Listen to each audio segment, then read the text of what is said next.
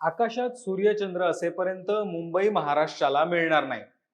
नेहरूंच्या मंत्रिमंडळातील नेते स का पाटील यांनी मुंबईच्या एका सभेत हे विधान केलं आणि मराठी माणूस पेटून उठला. स का पाटील आणि इतर काँग्रेसच्या नेत्यांची पळताभुई थोडी झाली. यानंतर संयुक्त महाराष्ट्राच्या चळवळीने जोर धरला. मुंबईतला मराठी माणूस रस्त्यावर उतरला आणि एका ऐतिहासिक लढ्याची सुरुवात झाली. हा लढा होता मुंबईसह संयुक्त महाराष्ट्राचा. हा लढा होता न्यायाचा आणि मराठी माणसाच्या हक्काचा. नेहरूंच्या मंत्रिमंडळातील अर्थमंत्री पदाची धुरा सांभाळणाऱ्या सी डी देशमुख यांनी याच मुद्द्यावर मंत्रिपदाचा राजीनामा दिला. आचार्य अत्रे, प्रबोधनकार ठाकरे, कामगार नेते श्रीपाद अमृत डांगे, सेनापती बापट अशा दिग्गज लोकांच्या नेतृत्वात संयुक्त महाराष्ट्राचा लढा सुरू झाला. परंतु या लढ्याच्या पाठीमागे आणखी एका व्यक्तीचा मोलाचा सहभाग होता. ती व्यक्ती म्हणजे भारतरत्न डॉक्टर बाबासाहेब आंबेडकर. संयुक्त महाराष्ट्राच्या चळवळीमध्ये बाबासाहेबांचं योगदान नेमकं काय होतं? त्यांचा भाषावर प्रांतरचनेसंदर्भातील लिखाणाचं महत्व नेमकं काय आहे? जाणून घेऊया आज या व्हिडिओच्या माध्यमातून. नमस्कार, मी मुकुल आव्हाड आणि कॅमेरावर आहेत साक्षात सावंत. महा MTV मध्ये आपलं स्वागत. भारत देश स्वतंत्र झाल्यानंतर भाषावर प्रांतरचना केली जाईल असा ठराव काँग्रेसने पारित केला होता. परंतु देश स्वतंत्र झाल्यावर काँग्रेस आपल्या वचनापासून मागे हटलं. 1948 साली भाषावर प्रांतरचनेसंबंधी अभ्यास करण्यासाठी SK धर यांच्या नेतृत्वात धर समितीची स्थापना करण्यात आली. या समितीने आपल्या अहवालात भाषावर प्रांतरचनेचा विचार फेटाळून लावला. आर्थिक कार्यक्षमता आणि प्रशासनाच्या दृष्टिकोनातून हा निर्णय देण्यात आला होता. या समितीचा पुनर्विचार करण्यासाठी JVP समितीची स्थापना करण्यात आली. JVP म्हणजेच जवाहरलाल नेहरू, सरदार वल्लभभाई पटेल आणि पट्टभाई सीतारामय्या. या समितीने सुद्धा भाषिक पुनर्रचनेचा विचार फेटाळून लावला. मात्र भाषावर प्रांतरचनेची गरज त्यांनी ओळखली होती. 1992 साली पोट्टी श्रीरामल्लू यांनी आंध्र प्रदेशच्या निर्मितीसाठी आमरण उपोषण केलं. या उपोषणादरम्यान त्यांचा मृत्यू झाला आणि वातावरण चिघळलं.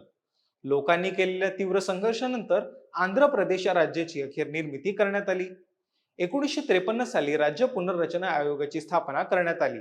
जस्टिस फजल अली, KM पाणीकर आणि HN कुंजरू यांच्या नेतृत्वात या आयोगाने आपला अहवाल सादर केला. परंतु या आयोगाचा अहवाल बऱ्याच कारणांसाठी वादग्रस्त ठरला होता. या अहवालामध्ये वेगळ्या विदर्भ राज्याची निर्मिती करायला हवी असं नमूद केलं होतं. या अहवालानंतरच काही व्यापाऱ्यांनी मुंबईला महाराष्ट्रापासून वेगळं करण्यासाठी 1 पॉइंट अजेंडा मांडला होता. तत्कालीन पंतप्रधान पंडित जवाहरलाल नेहरू यांना सुद्धा मुंबईला एका विशिष्ट भाषिकांच्या हवाली करायचं नव्हतं. मुंबईसह संयुक्त महाराष्ट्र हा लढा सुरू झाला आणि या लढ्याला वैचारिक अधिष्ठान लाभलं ते डॉक्टर बाबासाहेब आंबेडकरांचं. 1995 साली बाबासाहेब आंबेडकरांनी थॉट्स ऑन लिंग्विस्टिक स्टेट्स नावाचा ग्रंथ लिहिला. यामध्ये त्यांनी संयुक्त महाराष्ट्राच्या निर्मितीला पाठिंबा दर्शवला. आंबेडकर म्हणाले की मुंबई महाराष्ट्राची आहे, मुंबईशिवाय महाराष्ट्र अपूर्ण आहे. मुंबईला केंद्रशासित प्रदेश बनवण्याचा डाव दिल्लीच्या दरबारात काही जण आखत होती. बाबासाहेबांनी या गोष्टीचा निषेध नोंदवला. आपल्या लेखणीतून आणि भाषणांमधून त्यांनी मुंबईसह संयुक्त महाराष्ट्राचा पुरस्कार केला.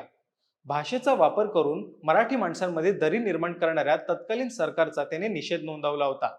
बाबासाहेब आंबेडकरांनी स्थापन केलेल्या शेड्यूल कास्ट फेडरेशन पक्षाचा सुद्धा संयुक्त महाराष्ट्राच्या लढ्याला पाठिंबा होता. चळवळीतले अनेक कार्यकर्ते, नेते संयुक्त महाराष्ट्राच्या संघर्ष लढ्यात सामील झाले. बाबासाहेब आंबेडकरांनी पुस्तकांसाठी दादर येथे राजगृह या घराची निर्मिती केली. बऱ्याच जणांना ही गोष्ट ठाऊक नाही की बाबासाहेबांचं हेच निवासस्थान संयुक्त महाराष्ट्र समितीच्या बैठकीचं केंद्रस्थान बनलं होतं.